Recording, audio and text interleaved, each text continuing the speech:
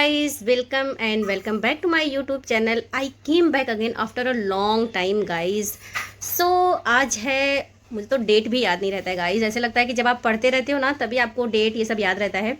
जब आप घर में बैठ जाते हो ना तो आपको डेट भी याद नहीं रहता है, पता ही नहीं चलता कि कौन सा दिन है कौन सा नहीं। कितनी बार तो मेरे साथ ऐसा गलती हुआ है कि जो ड्रेस ट्यूसडे को पहनानी है वो ड्रेस मैं पहना ही नहीं पाती हूँ। इतना सारा याददाश्त की कमजोरी हो जाती है गाइज।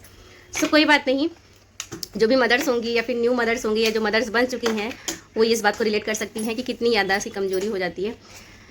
सो गाइज, हो रहा है रात, हो गया है और अब मेरा ये जो टाइम है ना वो होता है बच्चों को पढ़ाने का। लेकिन मेरे बच्चे बोल रहे हैं कि मम्मा थोड़ा सा मोबाइल देखने दो, तो मैंने सोचा ठीक है मोबाइल देख लो। एंड गाइज, ये जो चेयर है ना ये वाला, ये चेयर इतना ज़्यादा डेंजर साबित हुआ है। कुछ दिन पहले जो है वेद इस पर ऐसे ऐसे रोटेट कर रहा था और वंस उसको ऐसे ऐसे घुमा रहा था और गिर गया था वो, जिसकी वजह से ना उसको यहाँ पे पूरा कट गया था, तो बहुत प्रॉब्लम हुई थी। तो सो मैंने नॉर्मल जो भी एंटीसेप्टिक क्रीम होता है वो लगाया था और आइबुजेसिक प्लस होता है वो दर्द की दवा, वो मैंने पिलाई थी 5-5 ml 2-2 बार सुबह और शाम, तब जाके वो ठीक हो गया है। बस थोड़ा सा उसको अभी भी दिखाओ, अपना चोट दिखावे दो प्लीज़। मम्मा को कोई मारता है दुनिया संसार में? दुनिया संसार में कोई मम्मी को मारता है? वो जाओ थोड़ा उसको टच करके आओ। और मेरे घर में आए हैं एक नए पर्सन, न्यू मेंबर। सो इनसे मिलिए, ये है मंकी जी। सो ये इस तरीके से लटके रहते हैं, आप इनको एक बार टच कर दोगे तो ये ऐसे ऐसे ऐसे होते रहते हैं। सो बच्चों का टाइम टेबल आ गया है गाइस, 20 से इन लोगों का एग्ज़ाम स्टार्ट है। 1 मिनट मैं गैस ऑफ करके आती हूँ। सो अभी जो है ना इन लोगों पे थोड़ा सा मुझे ध्यान देना है, क्योंकि जब इनका पेपर चेकिंग हो रहा था तो मैं गई थी स्कूल में, जिसकी वजह से मुझे पता चला कि इन लोगों को प्रॉब्लम कहाँ कहाँ पे हो रही है।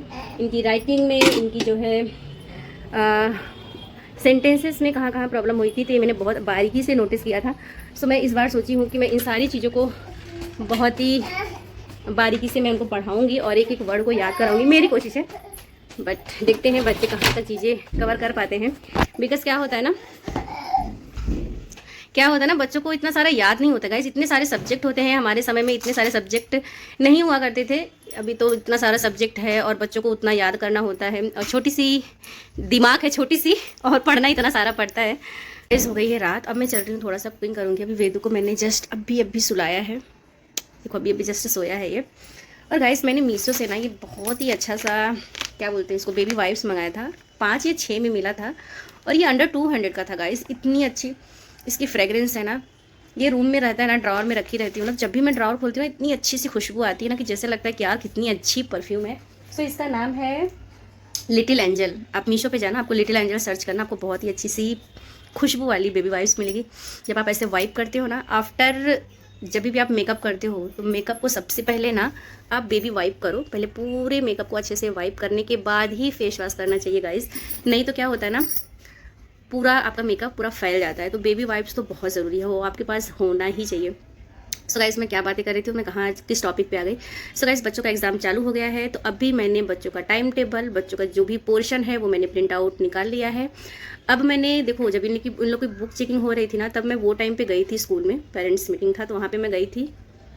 हाँ, वहाँ पर गई थी। उन लोगों की मैंने पेपर को देखा तो मुझे समझ में आया कि मेरे बच्चे कहाँ पे मिस्टेक करते हैं और उनका इतना मार्क्स क्यों कम आता है। सो गाइज, मैं आपको बता दूँ, मैं बच्चों का ट्यूशन, मतलब मेरे बच्चों को मैं ही पढ़ाती हूँ। अभी कोई नियर बाय जो है ट्यूशन नहीं है, तो मैंने सोचा चलो घर पर ही हूँ तो लगे हाथ बच्चों को भी पढ़ा देती हूँ। सो देखो, मेन होता है बच्चों का बेस। अगर बच्चों का बेस कमज़ोर हो गया ना तो फिर वो सारी चीज़ें बाद में चल के बहुत आपको दिक्कत देने वाली है। बच्चों को लर्निंग में, बच्चों को राइटिंग में बहुत सारा प्रॉब्लम फेस करने वाले हो आप। तो इसीलिए सारा काम छोड़ के आपको पहले बच्चों का बेस बनाना बहुत ज़्यादा ज़रूरी है। अगर आप ट्यूशन डाले हो तो कोई बात नहीं, अगर आप ट्यूशन नहीं डाले हो तो आपको घर पे बच्चों को ट्यूशन इस प्रकार से लेना है कि जैसे लगे नहीं कि हाँ मम्मी ही तो है, मम्मी ही तो पढ़ा रही है। ऐसा नहीं होना चाहिए। अगर आप घर पे भी ले रहे हो तो प्रॉपर तरीके से लो। आज आपने ये लिया तो कल आपको ये लेना है।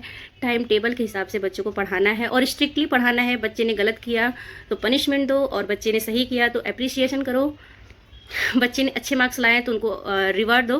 सो इस तरीके से बच्चों को प्रोफेशनल तरीके से घर पर ट्यूशन लो। हाँ, हो सकता है कभी कभी आपका जो है टाइम टेबल ऊपर नीचे हो सकता है, इसमें कोई दो राय नहीं है, लेकिन अगर आप घर पे बच्चों को ट्यूशन ले रहे हो तो बहुत ही प्रोफेशनल तरीके से, बच्चों को बिल्कुल ये नहीं लगना चाहिए कि अगर मैंने गलती किया है तो मम्मी तो कुछ बोलेगी नहीं, मैंने होमवर्क नहीं किया है तो मम्मी कुछ बोलेगी नहीं। सो गाइस मेरे पास ना बहुत सारे ऐसे पेपर्स हैं। सो पेपर्स में मैं टेस्ट भी देती हूँ, फिलअप्स देती हूँ, मैचअप्स देती हूँ।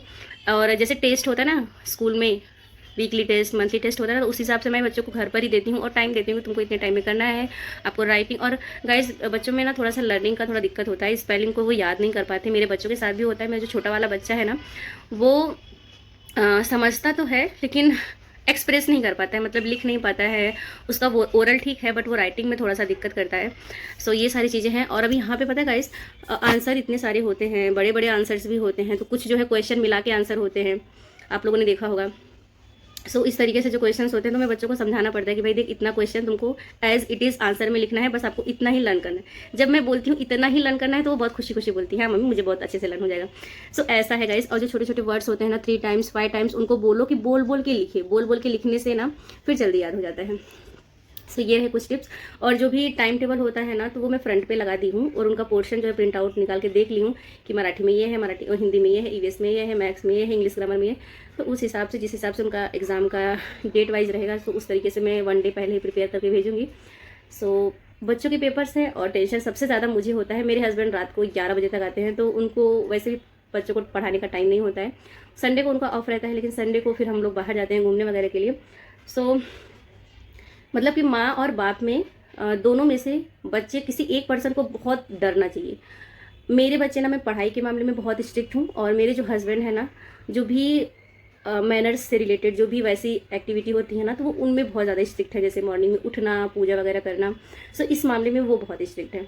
ऐसा नहीं है, मैं बच्चों से बहुत लाड करती हूँ। आपको बता दूँ गाइस, 5 ईयर्स से लेकर 12 ईयर्स तक बच्चों से जितना हो सके ना काम कराओ, बच्चों से जितना हो सके उनको डांटो, चिल्लाओ, बोलो।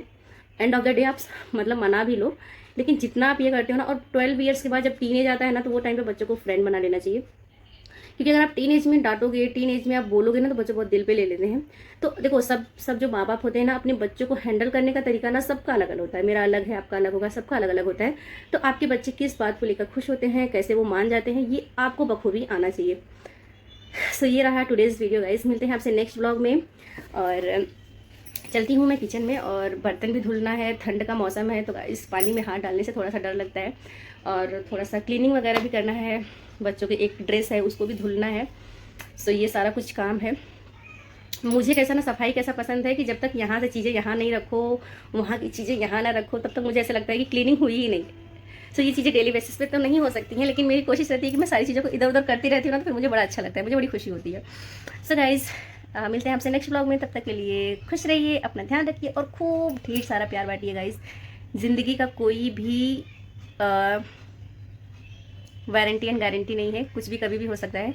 तो जितना हो सके ऐसा अपने आप को बनाओ कि हमारी वजह से कोई आगे वाला पर्सन दुखी ना हो, हमारी वजह से किसी की भी आंखों में आंसू नहीं होना चाहिए। तो इस बात का विशेष ध्यान रखा करो। जब भी मैं मॉर्निंग में उठती हूँ ना, तो मन कर्म वचन से ऐसी चीज़ें कभी ना हो कि सामने वाले को दुख हो।